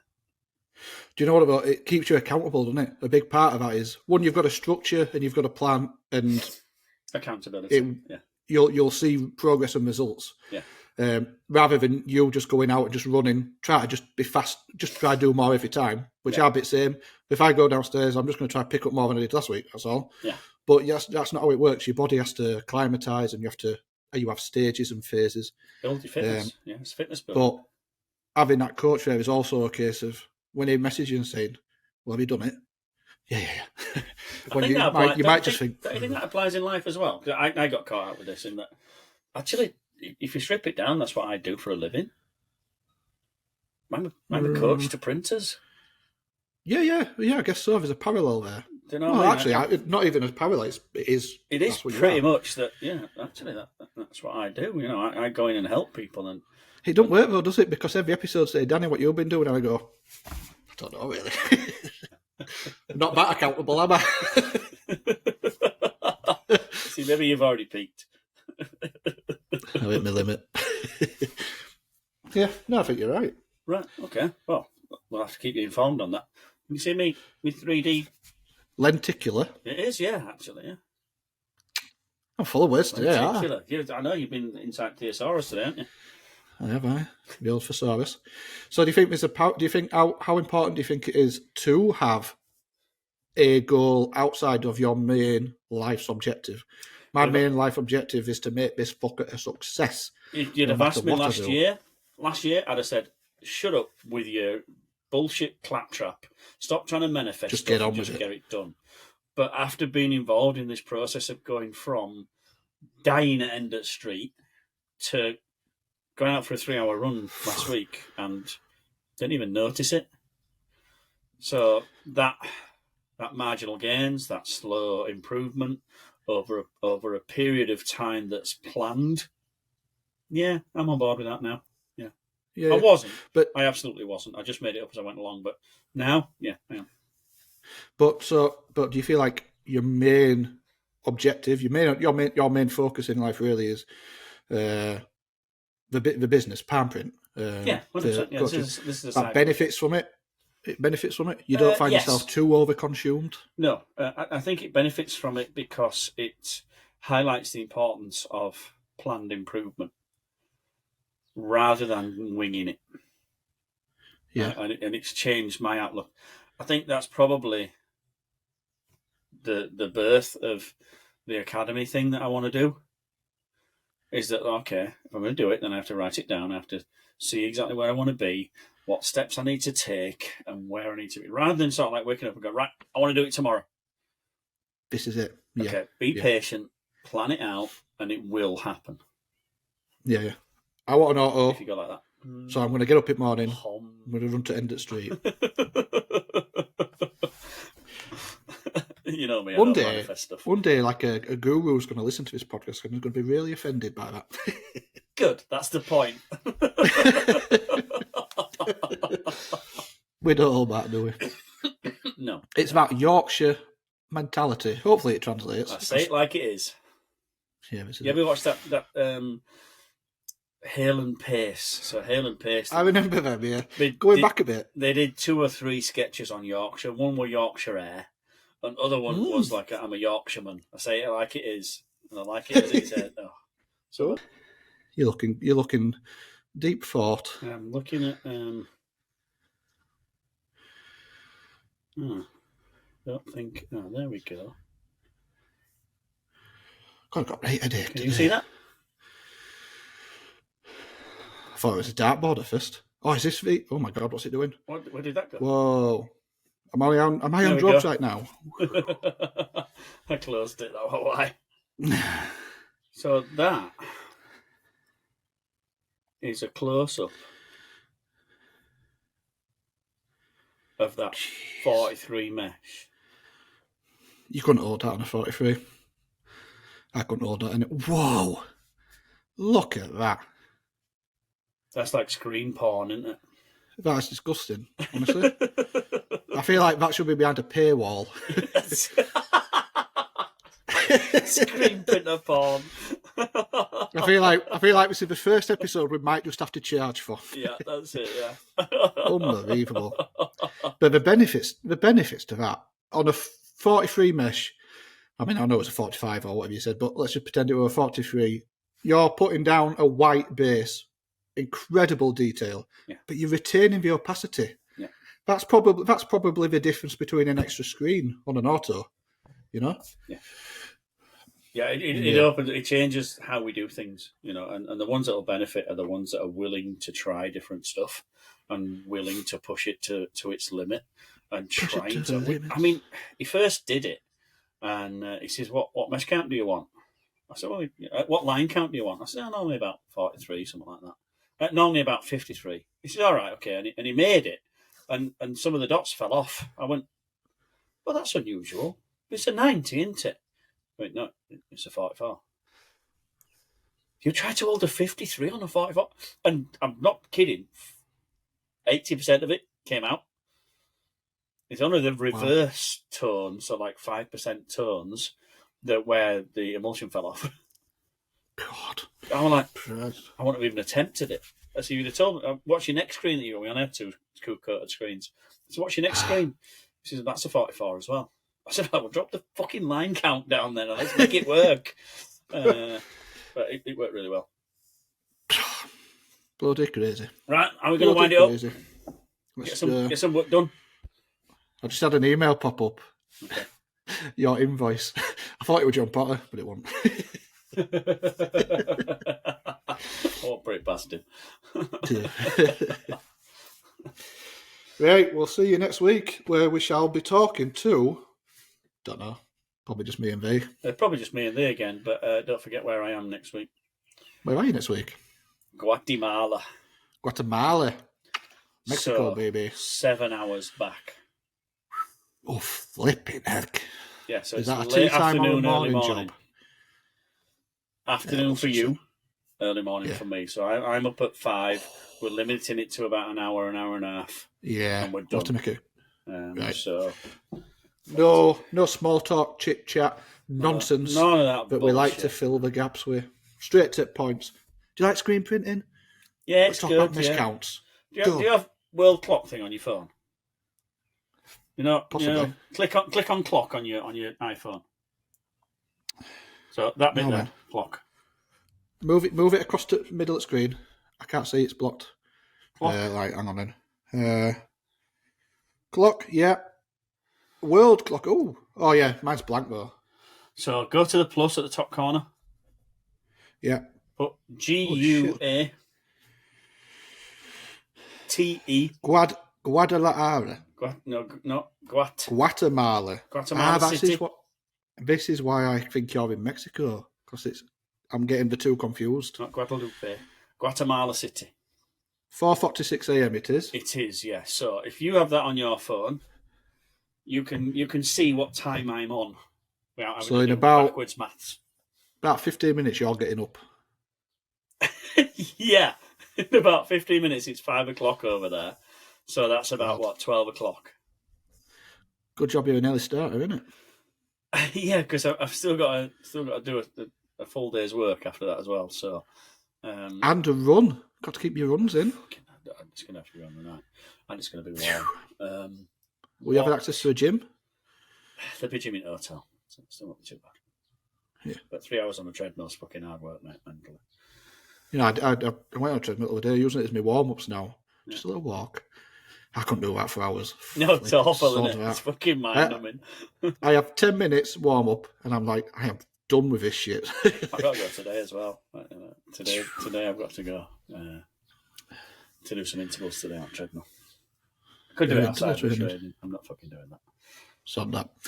Fair weather runner. Yeah, absolutely. No shame. Don't blame me. Right, so all that remains is for us to sign off. Yep. You have been watching. In true, you've been framed fighter style. Me, Tony P from Palm Print, and Danny from Flippin' Sweet Brinko. we've been joined And with a special guest John of John Potter. Potter. Special thanks to him. And all that remains to say is, I'll see thee. I'll see you next week. Bye. Don't forget to stick around and watch this little video that I'm going to edit on to end. Ah, yeah. My mouse is not working. There we go.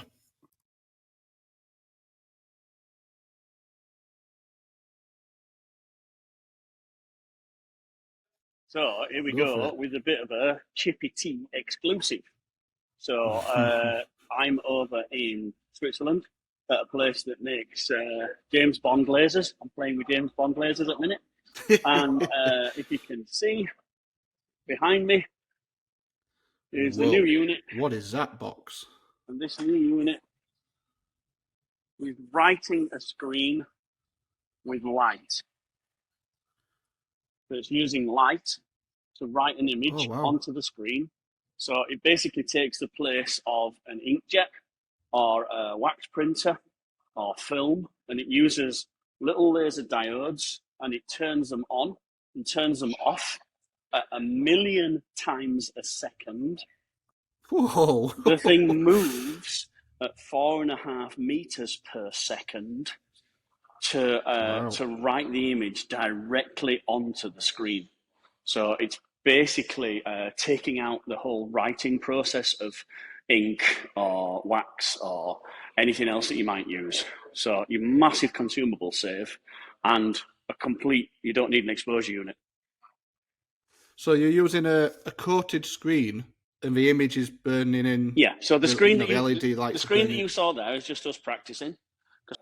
Yeah. So that image is just one we've been playing with and testing, but we'd put an unexposed screen in there to start with.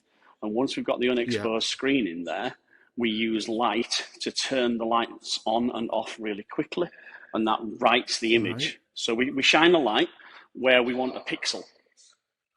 Wow, yeah. So we've got the ability to write 10,050 pixels per inch.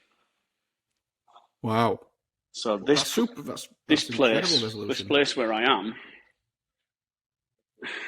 I love this fucking thing that I spent loads of money on. It's going well, Tony. Nobody's noticed. Used for printing banknotes. Banknote. Wow. So this is what they use to print money, passports, driving licenses, things like that. And we're going to use it. We're going to use it to print your mum's t-shirts. How things have come on, eh? Oh yeah, really it's an awesome unit. We're going to have them sort of like on show at Vespa and then at Itmar and then places all over. Going to put one in Emmy's place in Nottingham. Up for sure there, and it's going to be great. We've got Craig, the famous Craig. Oh, the famous Craig. The famous Craig. Hey up, Craig. Craig, come here. This is the famous... on roof. He's not on roof, no. This is the famous Craig, who I tell so many stories about. This is Chippy Tea, my podcast. You got 2 headphones in, haven't you? I can hear you now. How are you doing, Craig? I got an earpod. I'm good. How are you doing, mate? You all right? Oh, yeah, good. This is Danny. Danny. My podcast with. I've told stories about and nobody believes, but it's actually true. Some more things. Yeah. Well, I never found them. Still lost. Yeah. On the golf course somewhere. On the golf course in God. Yeah, I'll see you later, mate. Nice to talk to you, Danny. You take care, mate. See this. I don't know where he turned this on. I don't know right now.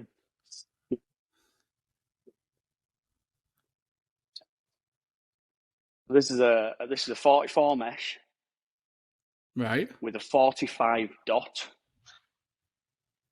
which about as small as I dare go, and it's reproduced it absolutely perfectly. So we're talking 90, 120 mesh. If you want to keep that kind of detail, we'd normally use a 90 mesh. Yeah, we'd normally use a 90 mesh with about 53 to 60 LPI. But we've managed to get this on a 45 on a 44, and it held perfectly. That's pretty incredible. Because you're going to get incredible detail on bases. Yeah. But keeping that opacity. So the standard default DPI resolution for this machine is 1270. That's low. It goes up to 5040. And it will go to 10,000, but that'll probably take about 6 minutes of screening. There's just no need on t-shirts, you know what I mean? Unless you really want to. Yeah, you're not getting up. But that's what they use. You could do it for showing off purposes. To do the banknotes and stuff. So this is brand new. This is new to the industry. It's like revolutionary. No, there are lasers out there now. Most of them made in China. Yeah. And the reason that this is different is it uses laser diodes. So the laser diodes are in here. Yeah. So they're like little LED laser UV diodes. Each one is a pixel. Right. And then to get the light to the screen head, it uses fiber optics. So all that movement, we're not moving the laser. The laser's stationary behind us. And we're transferring the light down a fiber optic. And then the computer software turns it on and off 1 million times a second. and Yeah. while it's moving at 4.5 meters a second. It's Wow. awesome to see. But So you're exposing the screen in what on average? What's you saying, like a so minute? we can probably do it in about 2 minutes, depending on resolution, depending what sort of resolution and speed you want. You know, it's that same old thing. If you want to go faster, you drop the quality. If you go slower, you Yeah, of increase the course. quality. Let's see if we can get the man, the legend, the man, the legend that is no swearing. If you dare put that in your ear, spinning Craig's. You only got 2 of them. Yeah,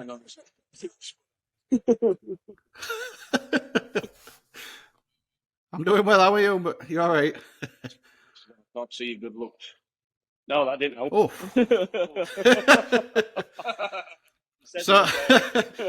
So when this laser machine, this revolutionary laser machine, when you're sending one to me to test, if we could get it up those stairs, you'd have it one already. I don't know if we can sell them north of Watford. no. It's getting up them steps that'd be a problem. Yeah. We'll use that as the excuse. No, it's a great. It's a revolution. I think it's like the next stage in where the industry's going to go. It's going to be awesome, isn't it? We're going to have one in Nottingham, aren't we, to play with you? I try. We're going to put one in a place down in Nottingham so we can bring people in and they can have a look and see. Just rip some out, whatever out they want, make a screen and show how really good it is. I mean, 1200 DPI on a laser like this, it's awesome. That's incredible. Just keep going. Just to be able to keep that detail on a low mesh screen. Yeah, that's a 44 on a 45. Your base is going to be incredible. Yeah. If it can hold that without any overexposure, it's perfect. And unlike normal stuff, what this does is we do like a time test. You know when you're trying to find your perfect time, you do a step test, an exposure calculator. Yeah.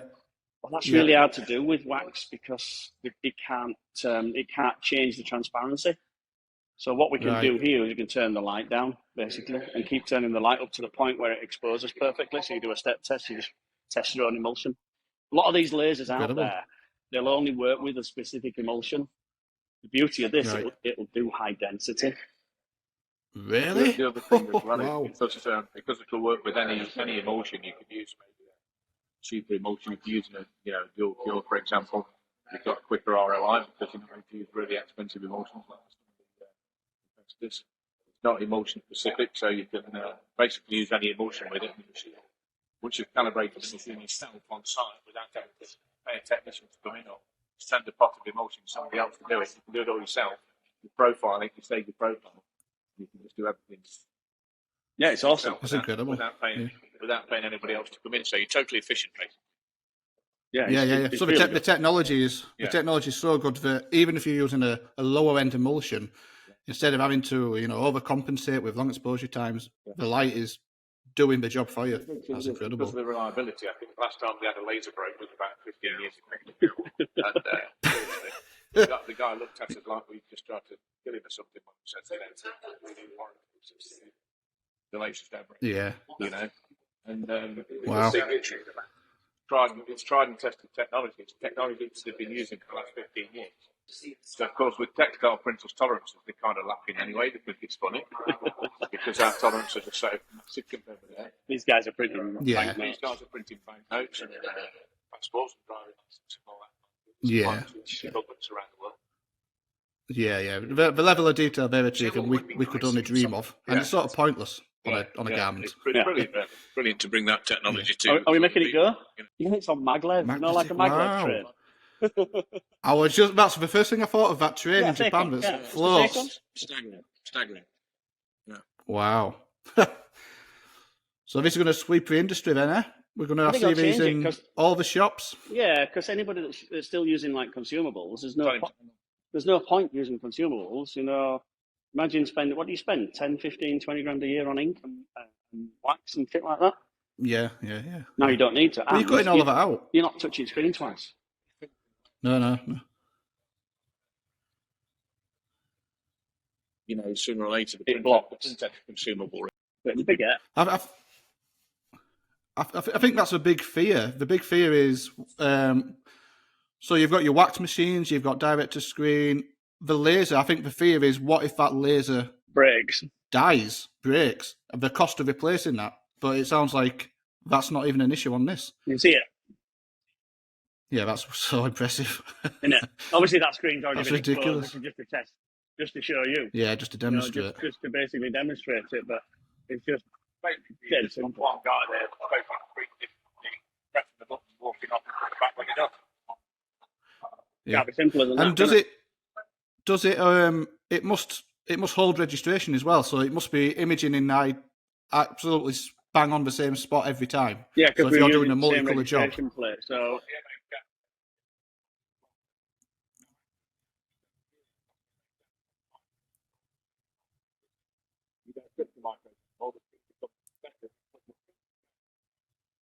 Wow. but you can use What a dream. S-Rock, you can use M&R, Trilock. It doesn't matter which system you use, but it'll still write. So is this going to be at FESPA? This will be at FESPA, won't it? Yeah, this will be at FESPA. All right. Yeah, so this will be available to see at FESPA working, and it'll be good to see. And then from then on, at ITMA? we'll have it in England. Wow. And once it's in England, then we can basically be in Nottingham. You can just nip down to John's place in Nottingham and test it. We'll have to do an episode. We'll have to pop up. Well, what you need to do is get me some artwork. Get John to do us some artwork. Get some artwork. All right. And we'll throw it onto here and see how much of a higher resolution we can hold. Yeah. When there's no creep or light seeping through or anything, because it's the light turning on and turning off. Sounds a bit ridiculous. Yeah. Why this thing with 12,000 dpi? So, yeah, that's for banknotes. Yeah. Well, that would come in handy, to be fair. Printing banknotes. Printing banknotes, could do yeah, if you just afford. That's on a night when doors are shut, when nobody's looking. I found them. I found them. They're here. Look. Oh, God.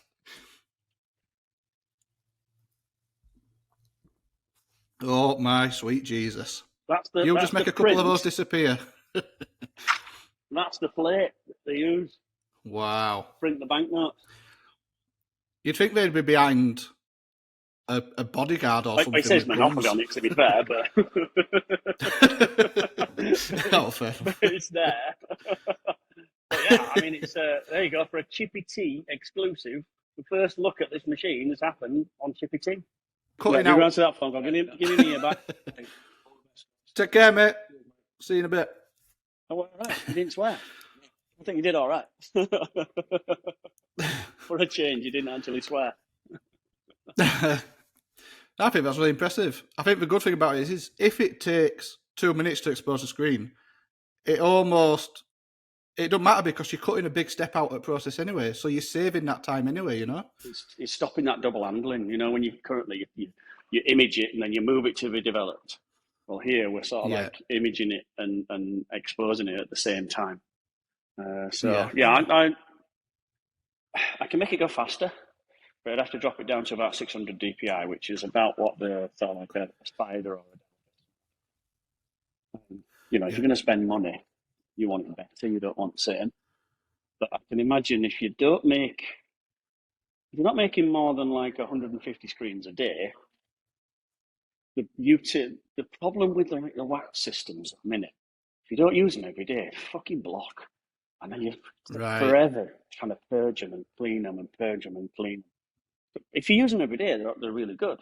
But if you're making sort of like 10 to 20 to 25 screens a day, you've got no problem coming in, putting 50 screens on it, and then not touching it for 3 days. There's no ink to show you. It's just a fucking light. That's all it is light. Turns it on and turns it back off again. Yeah. I wonder if it depends on what you prioritise. If you're the type of shop that is prioritising high detail and quality and attention to detail, that machine is for you. If you're a super production and you don't really care, you just want to turn jobs around, get them out at doors as fast as possible.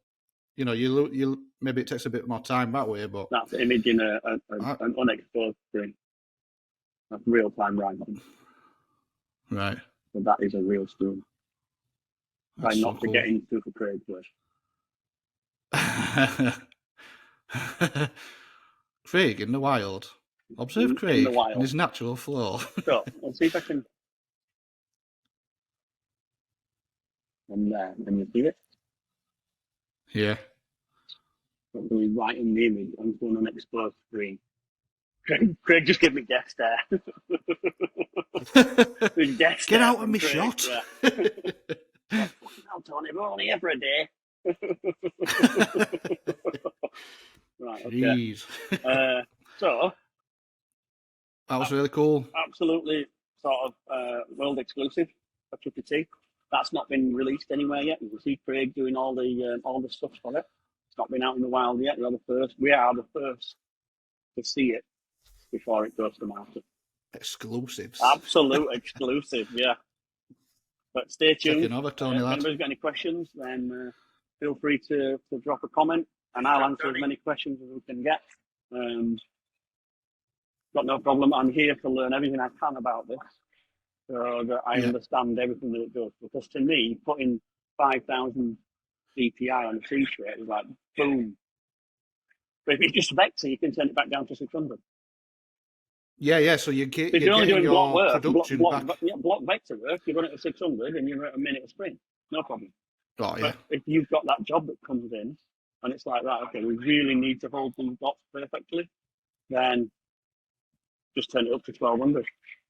Yeah. So you have incredible You just rip it at different speeds. versatility. It's all down to Yeah, rip. And it just takes 1-bit tips as well, which most people are using 1-bit tips. Yeah. Where have I gone? Where you at? What about you? No, it just went.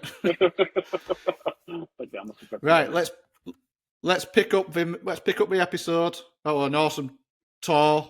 I was super impressed.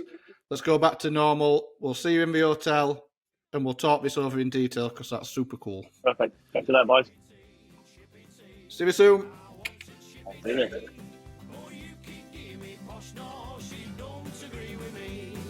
I don't want lobster thermidor with raspberry Kool-Aid.